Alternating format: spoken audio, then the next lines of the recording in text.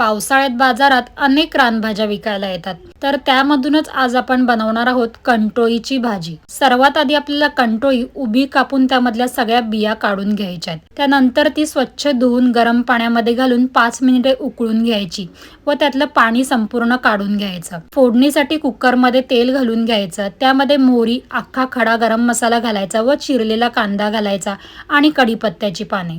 कांदा गुलाबीसर परतला की यामध्ये आले लसणाची पेस्ट घालून अर्धा 1 मिनिटे परतून हळद, लाल तिखट घालायचं व ते एकजीव करून यामध्ये 1 ते 2 तास भिजवलेली चणा डाळ आणि उकडलेली कंटोळी घालून सर्व छान एकजीव करायचं। त्यानंतर यामध्ये हिरवं वाटण घालायचंय। वाटणाचं सर्व साहित्य मी कमेंट बॉक्समध्ये दिलेलं आहे।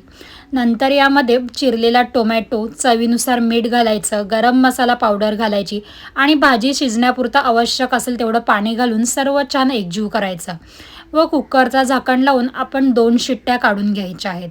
2 शिट्ट्यांमध्ये भाजी चांगली शिजते। वरून बारीक चिरलेली कोथिंबीर घालून घ्यायची।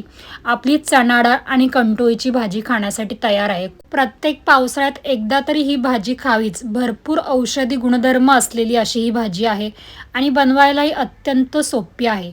आपण कुकरऐवजी ही भाजी टोपामध्येही बनवू शकतो। तुम्ही या पावसाळ्यात कंटोळीची भाजी नक्की बनवा।